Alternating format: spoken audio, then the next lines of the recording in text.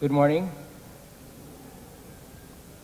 I am here to express my gratitude to Elder Goldstein, even though I believe he's not here anymore. But I would like to thank him for the messages he shared with us this week.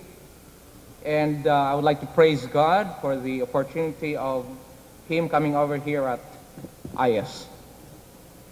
Personally, I'm blessed with the messages that I've heard, and it has brought me two things. First, it has reinforced my conviction that my SDA Christian faith is rational. In my ministry in the field, I was often confronted with the question about pain and suffering, and it has disturbed me a lot because I grew up with the orientation that there is a reason for everything, that there are no accidents in God's plan, and everything happens for a purpose.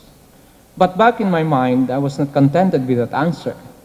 But every now and then during necrological services, to comfort us of a natural way, we say, it's God's plan, God permits this, it is God's will, but I was not convinced.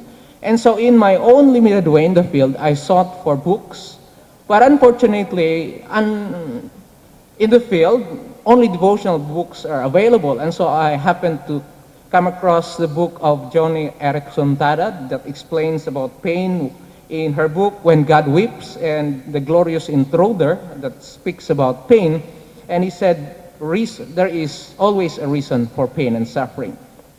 But I was not convinced. Philip Yancey, in his book, Where is God When It Hurts, gave a more rational answer.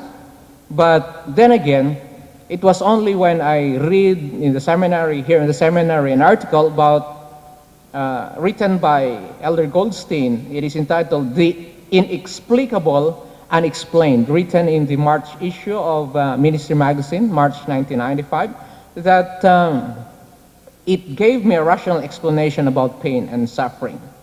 And how I wish last night he could have talked more about open theism, wherein he said that the Arminian explained free will in a different way, and the Reformed explained free will on a different way. And he said open theist explained free will also in a wrong way, but he did not elaborate on that. Because one day, my child, my grade 5 boy, came to me and asked, Daddy, if God knows the end from the very beginning,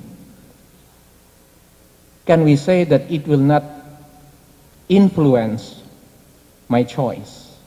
I explained to him, I answered him and said, foreknowledge is different from preordination or predestination.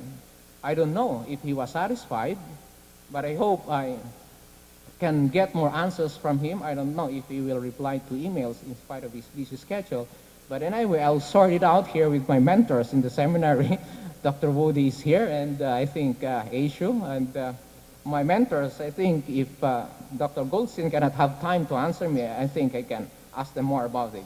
Second, is what I've said, there are two things. First, that it has reinforced my conviction that my SDA faith is rational, and second, it has taught me and reinforced the idea that where reason and logic fear to tread, faith moves beyond. And so, personally, I would like to reiterate my thanksgiving to our speaker and also praise God for bringing him here to minister to us at IS. Thank you very much, and happy Sabbath to all.